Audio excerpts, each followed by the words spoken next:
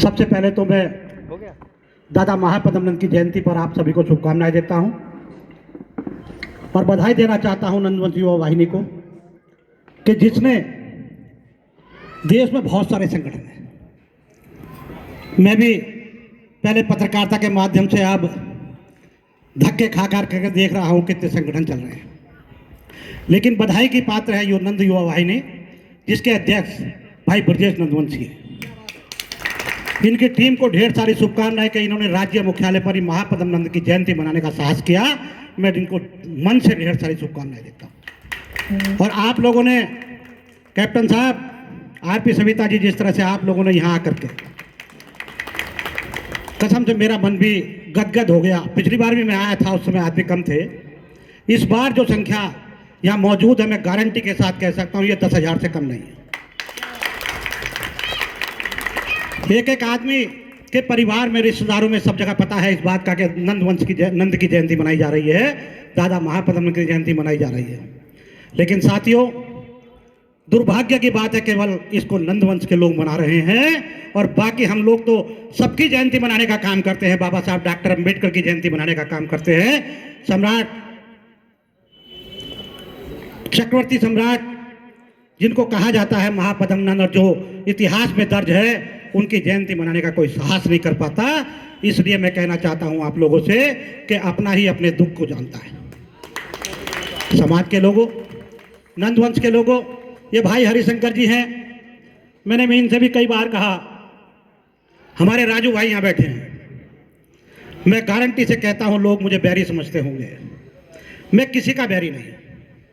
मैं एक मकसद लेकर के आप लोगों के बीच में निकला हूं। मैं चाहता हूं जिस तरह से नंद की, महापदम नंद की, प्रथम चक्रवर्ती सम्राट की जन्म जयंती यहाँ मनाई जा रही है, इसी तरह से प्रत्येक गांव में और प्रत्येक देहात में और प्रत्येक जिले में और प्रत्येक विधानसभा में मनाई जाए। ये मैं आप लोगों से कहने आया।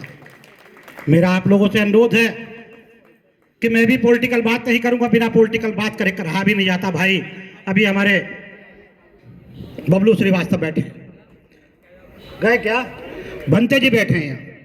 भंते जी से ज्यादा इस समाज को और इस व्यवस्था को कोई नहीं जानता होगा। मैं गारंटी से कह सकता हूं कि हम लोग बिना भेदभाव के लोग रहे हैं, लेकिन आज तक की बात है जब से दुनिया आबाद हुई होगी और जिस समय से लोग आए होंगे उस समय से हम लोगों के साथ भेदभाव किया जाता रहा है। साथियों, जब हम लोगों को इस देश में अगर राजा बनने का मौका मिला तो चक्रवर्ती सम्राट महापदम नंद जैसे प्रथम चक्रवर्ती सम्राट पैदा हुए जिन्होंने बिना किसी भेदभाव के काम करने का काम किया। साथियों, महापदम नंद का नाम क्यों पड़ा? महापदम क्या भाई, पदम नंद थे। अरे पदम नंद हम लोगों का इतिहास, अगर हम लोग, मैं अपने आप लोगों से कहना चाहता हूं, आप लोगों से बच्चे पूछते होंगे, मेरे बच्चे भी पूछते हैं, मेरे पोता पोती भी पूछते हैं, कहते हैं दादू नाई क्या होता है? मैं कहना चाहता हूं आप लोगों से, आप लोग अपने बच्चों को बताएं कि बेटा मुझसे मत पूछ, अपने मोहल्ले के लोगों से, अपने शहर के लोगों से, अपने जिले के लोगों से, अपने प्रदेश के लोगों से, अपने देश के लोगों से बता दो कि हम तो नंदवंश के लोग हैं। हम बताएंगे तो आप झूठ मानोगे। आप अपने गूगल पे आज के जिस तारीख में जिसमें दुनिया चल रही है उसमें डाल करके देखो कि प्रथम चक्रवर्ती सम्राट कौन थे, तो नाम लिखाएगा कि दादा महापदम चक्रवर्ती सम्राट थे। मैं कहना चाहता हूं इस मंच के माध्यम से, मैंने बहुत सारे नेताओं के साथ रहा हूं और मैं पत्रकारिता करने का काम करता हूं, बड़े बड़े नेताओं को भी जानता हूं।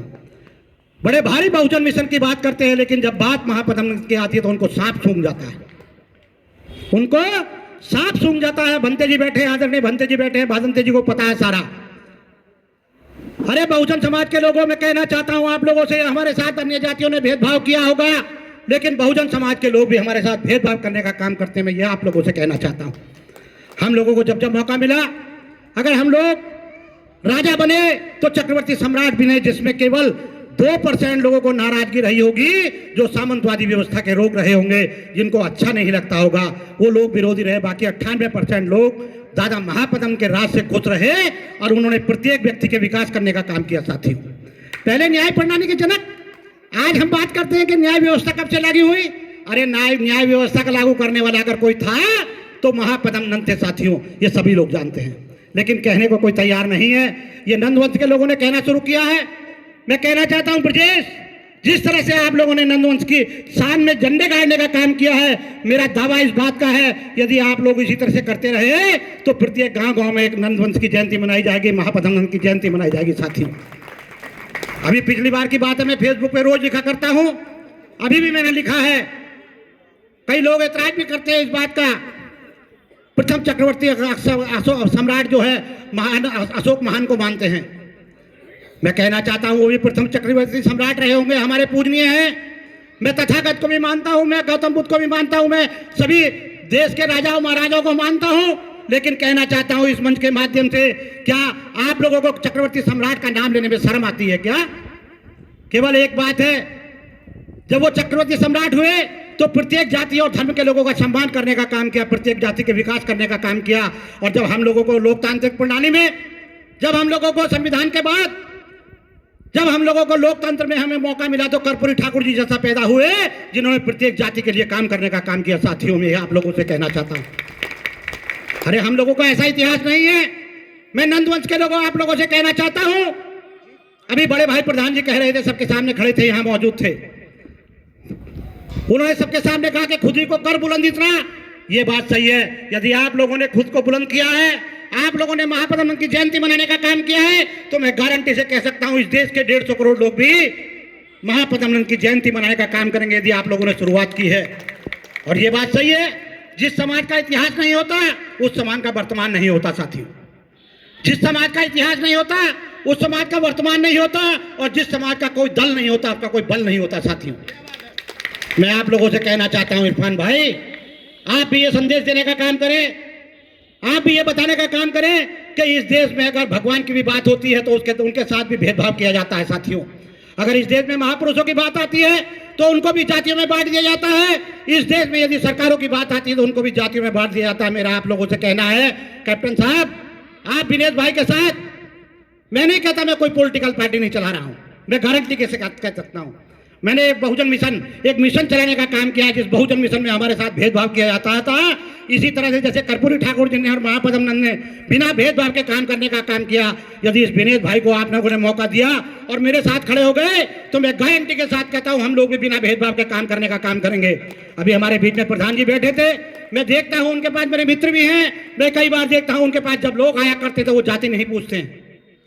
ये हमारे खून में शामिल है, ये हमारे खून में शामिल है। जब लोग उनके पास आया करते तो जाति नहीं पूछते हैं, वो सभी का काम कराने का काम करते हैं। इसी तरह से नंदवंश के लोग, अगर ब्रजेश भी होगा, यदि कोई हमारा सतीश बैठा है, ये भी होगा, ये अरुण बैठा है, ये भी होगा, अगर आरपी सविता जी भी होंगे, और जो भी होगा, अभी हमारे क्या नाम प्रदेश प्रवक्ता है आशीष एडवोकेट, अगर ये भी बैठे हैं तो मैं गारंटी के साथ कहता हूं हम लोग बिना भेदभाव के काम करने का काम करते हैं। मेरी आप लोगों से इल्तिजा है, मैं आप लोगों से अनुरोध करना चाहता हूं कि विनेश ठाकुर ने एक सम्मान एक्सप्रेस चलाने का काम किया है, जिसका ड्राइवर विनेश ठाकुर है, जिसका विनेश ड्राइवर, जिसका पायलट विनेश ठाकुर है, जिसकी मर्जी हो इस सम्मान एक्सप्रेस में बैठ जाए। मैं गारंटी के साथ कह सकता हूं कि आप लोगों को 2027 में सफलता के प्लेटफॉर्म पर पहुंचा करके दम लूंगा, ये विनेश ठाकुर की गारंटी है।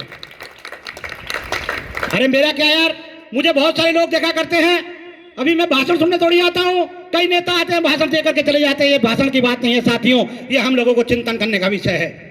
यदि हम लोगों ने, हरिशंकर जी, अगर हम लोगों ने चिंतन करने का काम नहीं किया तो आजादी के बाद से आज तक एक विधायक नहीं उत्तर प्रदेश में बना सके। यदि आप लोग इसी तरह से लगे रहे तो गारंटी के साथ कहता हूं एक भी विधायक की छोड़िए, आपका कोई वार्ड मेंबर भी नहीं बन पाएगा। और जब से हम लोगों ने प्लान शुरू किया है, अभी उत्तर प्रदेश में 10 से 12, 1 दर्जन से ज्यादा पार्षद बन करके खड़े हो गए हैं। यदि आप लोग ईमानदारी और निष्ठा के, मैं वोट नहीं मांगता किसी से जाकर के, मैं कहीं वोट की बात नहीं करता, मैं केवल ये कहना चाहता हूं अपना घर बना लो, अपने घर को मजबूत कर लो।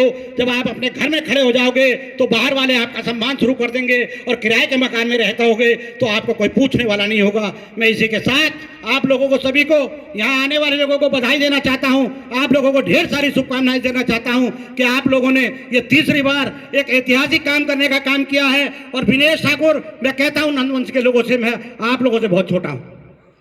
ये नंदवंश युवा वाहिनी जिसने बहुत बड़ा काम करने का काम किया है, मैं भले ही जनसेवा दल को चलाने का काम कर रहा हूं, इतना बड़ा काम तो मैंने भी नहीं किया है जितना इन नंदवंश के युवाओं ने किया है। मैं बधाई देना चाहता हूं, शुभकामनाएं ढेर सारी आपको।